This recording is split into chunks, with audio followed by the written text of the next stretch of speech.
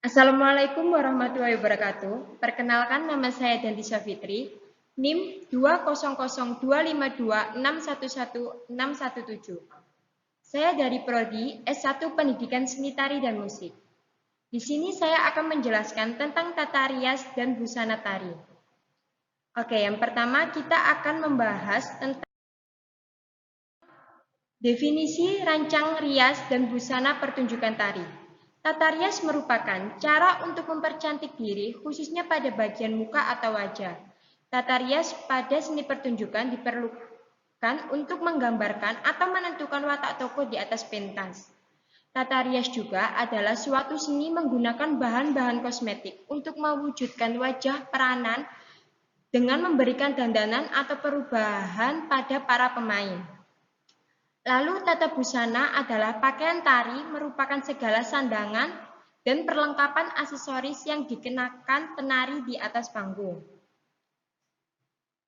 Lalu yang kedua adalah fungsi rias dan busana dalam pertunjukan tari. Fungsi tata rias yang pertama adalah menyempurnakan penampilan wajah. Lalu yang kedua, membantu menunjukkan perwatakan atau karakter penari. Yang ketiga, memberi efek gerak pada ekspresi wajah seorang penari saat dia di atas panggung. Lalu yang keempat, memperjelas garis-garis wajah penari untuk mengekspresikan gerak-gerak tari tersebut. Lalu yang kelima, memberi nilai tambah keindahan atas karya tari itu. Lalu fungsi tata busana. Yang pertama adalah memperjelas tema tari. Yang kedua, membantu menghidupkan karakter dan peran penari. Yang ketiga, membantu ekspresi penari dalam melakukan gerak tari. Dan yang keempat, memberikan nilai tambah pada segi estetika dan etika.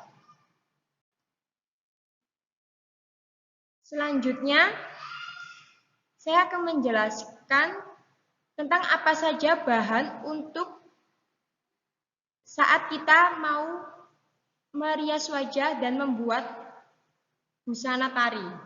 Bahan tata rias yang pertama adalah pembersih, yang kedua penyegar, yang ketiga pelembab, yang keempat alas bedak. Alas bedak ada 3 macam jenis, yaitu alas bedak cair, alas bedak krim, dan alas bedak khusus. Lalu yang kelima adalah bedak. Bedak ini ada 2 macam, yaitu bedak tabur dan juga bedak padat.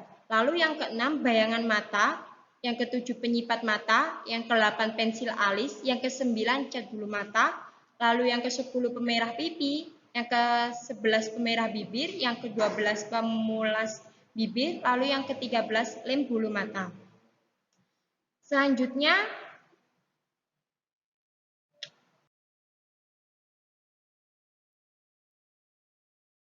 fungsi alat rias. Yang pertama adalah kuas dan sikat. Sikat alis fungsinya untuk merapikan alis sebelum dan sesudah dibentuk, dan untuk mengisi juga. Lalu yang kedua, sikat bulu mata fungsinya untuk membebaskan bulu mata dari serpihan maskara yang menggumpal. Lalu yang ketiga, kuas alis. Kuas alis ini digunakan untuk membaurkan pensil alis atau eyeshadow yang telah diaplikasikan pada alis. Lalu yang keempat, kuas eyeliner. Yang kelima adalah kuas bibir, digunakan untuk membubuhkan pewarna bibir atau lip gloss pada bibir. Yang keenam adalah kuas concealer. Kuas ini digunakan untuk membubuhkan concealer pada noda-noda kecil pada wajah atau sudut-sudut mata yang sulit dijangkau. Lalu yang ketujuh adalah kuas eyeshadow, yang berbentuk pipi dan berujung tipis dengan bulu-bulu bertekstur lembut. Fungsinya sebagai pembentuk garis ujung kuas pada posisi mendatar. Lalu yang ke-8 adalah kuas kipas. Ini difungsikan untuk membersihkan wajah dari serpihan-serpihan kosmetik yang rontok. Lalu yang ke-9, kuas shading, yang digunakan untuk mengaplikasikan shading pada bagian-bagian wajah yang bersudut, seperti hidung atau rahang. Lalu yang ke-10, kuas blush on, berfungsi untuk menyapukan blush on pada pipi atau bagian wajah lainnya. Lalu yang ke-11, kuas powder, ini digunakan untuk mengaplikasikan loose powder pada wajah, mengaplikasikan bedak ke wajah kita. Lalu yang ke-12, sponge dan puff, dipergunakan untuk meratakan foundation pada wajah kita. Lalu yang selanjutnya, bahan-bahan untuk membuat tata busana. Yang pertama adalah jarum. Jarum ini ada 3 macam, yaitu jarum jahit tangan, jarum jahit mesin, dan jarum pentul. Lalu yang kedua, gunting. Ada 3 macam jenis gunting, yaitu gunting kain, gunting zigzag, gunting biasa, dan gunting bordir. Ada 4 macam jenis gunting. Lalu yang ketiga adalah meteran, yang keempat alat tulis seperti pensil, kertas, penggaris, dan yang lain-lain. Lalu yang kelima karbon jahit, yang keenam kapur jahit, yang ketujuh bidal, yang ke-8 pemidangan, yang ke-9 bantalan jarum, dan yang ke-10 rader. Jarum jahit tangan berfungsi untuk menjahit atau menyulam dengan tangan. Lalu jarum jahit mesin berfungsi untuk menjahit atau menyulam dengan mesin.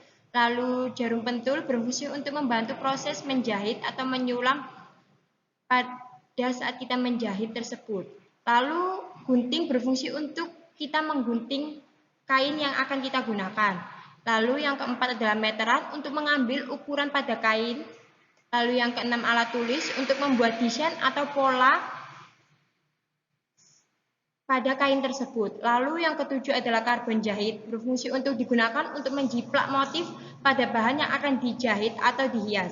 Lalu yang ke-8 adalah kapur jahit, berfungsi untuk menggambar atau memadai gambaran. Lalu yang ke-9 bidal, berfungsi untuk melindungi jari tangan ketika mendorong jarum pada kain yang tebal, sehingga jari tangan tidak tertusuk jarum. Lalu yang ke-10 adalah pemidangan, berfungsi untuk menegakkan kain ketika sedang menjahit atau menyulam agar hasilnya rata. Dan yang ke-11 adalah bantalan jarum, berfungsi untuk tempat memasukkan jarum. Lalu yang terakhir adalah rader, berfungsi untuk alat bantu dalam memberikan tanda tempat tusuk jahit tersebut. Next.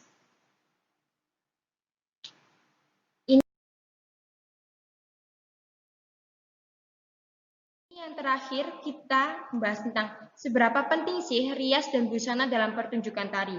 Rias dan busana tari sangat amat penting saat pertunjukan. Dan mereka berdua saling berkaitan satu sama lain. Karena apa? Keduanya menunjukkan tokoh atau watak atau tema saat sang penari melakukan penampilan di atas panggung. Jika tidak ada tata rias dan busana, kita sebagai penonton tidak mengerti tarian apa yang sedang dibawakan saat pementasan tersebut. Jadi, tata rias dan tata busana dalam pertunjukan tari sangat-sangat amat penting.